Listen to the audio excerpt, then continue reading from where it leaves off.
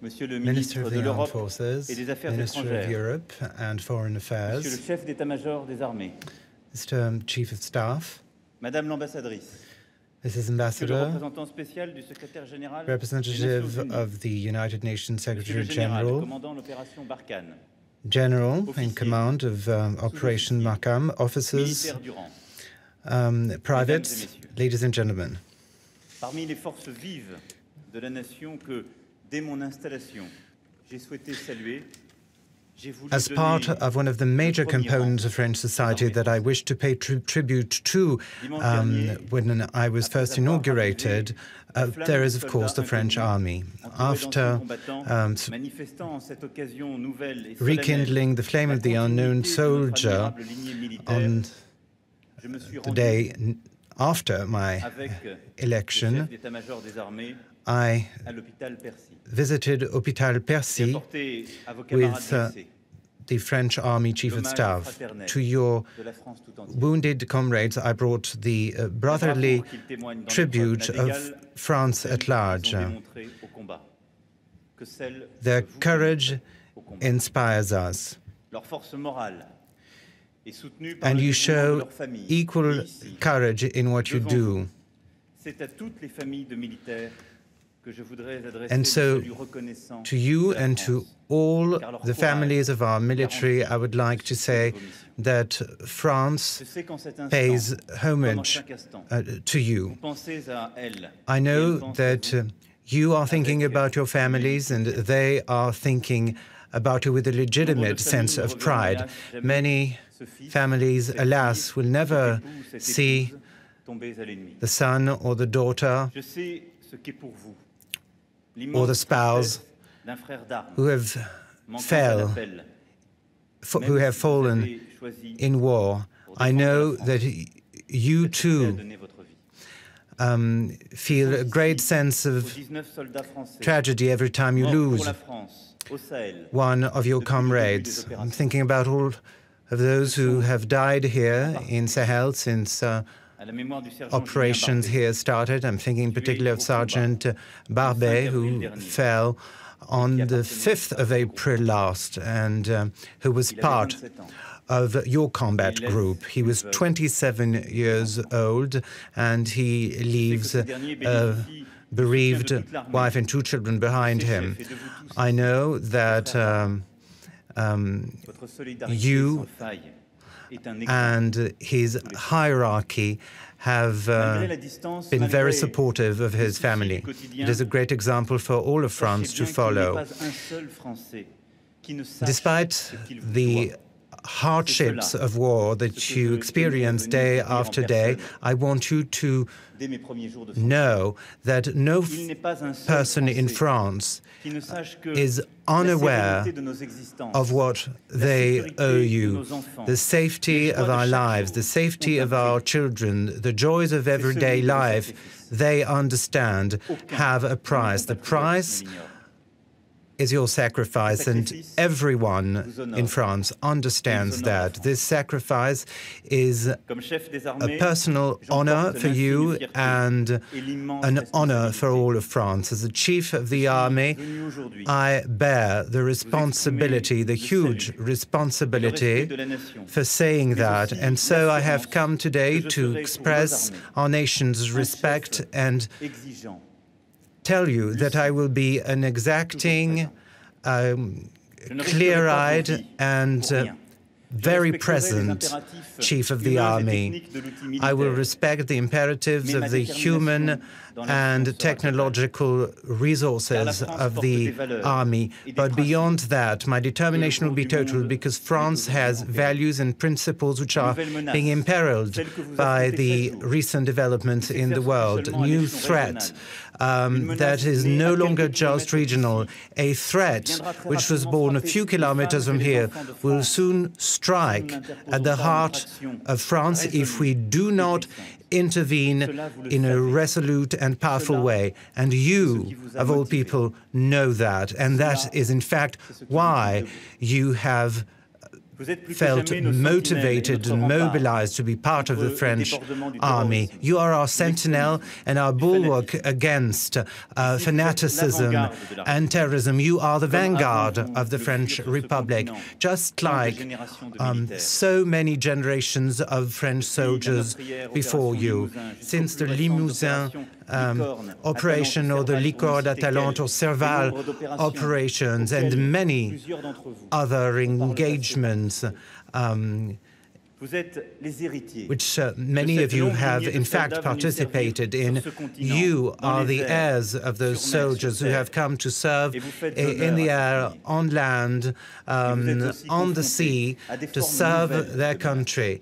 But you face specific and new threats, increasingly complex and new modus operandi, more agile foes who are often better equipped than our enemies in the past, who know how you work and how you are likely to respond. So I want our defense policy to take into consideration those new conditions in which you intervene around the world, particularly in terms of your equipment, so that you can conduct your missions in a proper way, because the threat is going to remain high and your engagement is going to remain at a very high level here in Sahel as well as on other theaters of operation. General de Molmont explained what your operations are and what your objectives are. He also told me of the hardships that you have faced in conducting those operations,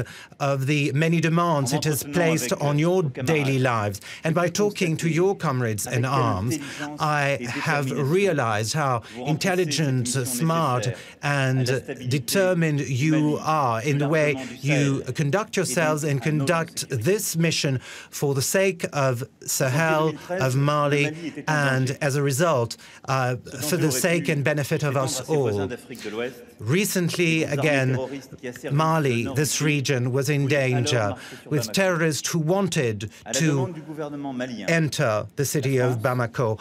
On the request of Mali's government, France, together with Chad and Niger, supported forces, stopped them from doing that. And I want to greet the courageous decision which was made by President Hollande to intervene. I want to pay tribute to the fantastic work done by our forces under the authority of Jean-Yves Le Drian, who has now become France's Minister of Europe and Foreign Affairs. Thanks to your perseverance and your energy, our forces have seen great military success. I'm thinking about this fantastic raid of over 1,000 kilometers and the land operations that allowed us to retake Gao and free Timbuktu. The violent fighting together with the Chad forces who helped smoke out the terrorists who had been seeking refuge in faraway places in the desert. And thanks to your action, thanks to those successful operations, the ground has been laid for political stabilization. That is why MINUSMA and EUTM can now do more work to help the Malian army constitute itself. And I want to thank all those who fight at our sides. And the fact that courageous political positions have made their involvement possible. The Netherlands, Sweden, and today German, with the presence of our friends, German soldiers present here in this part of Africa, and Germany as a result showing its sense of responsibilities. I was recently in Berlin with Chancellor Merkel, and we spent a long time talking about the Sahel-Sahara region, and as a result speaking about you. we decided to reinforce our cooperation to help countries in the region, which we will do in the very next months, because we need to get out of the cycle of violence and create the conditions for a sustainable peace in Mali. Creating the conditions of a sustainable peace means that we and all of our partners need to take new decisions and undertake resolute actions. First of all, the agreement concluded by and amongst Malians with the help of the regional and international community has helped Mali advance towards the peace and stability it needs. We need to completely fulfill the decisions under this agreement. I've told so to the President of Mali this morning. All the actions must be undertaken, all the actions provided for in the agreement, so that your work, your engagement, your commitment should be supported by actions by all the other parties. The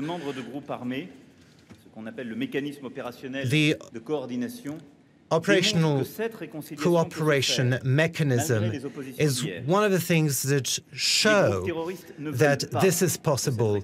The terrorist groups certainly don't want that reconciliation. They have shown that with the terrible attack against the joint force in Gao on 18th of January last. And this tragedy shows that the enemies of peace are ready to do anything to create chaos. But your presence here, alongside your Malian comrades, and your determination, most importantly, to keep on training with them,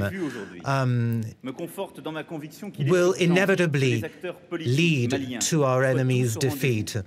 As I have said already today, it is very important for all stakeholders and all sides in Mali to work together towards reconciliation. This will require a lot of time, but this work is indispensable and presupposes a degree of safety, and as a result, your presence here. It also requires a diplomatic and political roadmap that has been established clearly and is acted upon responsibly. I am talking about the Algiers agreements, whose implementation must be expedited.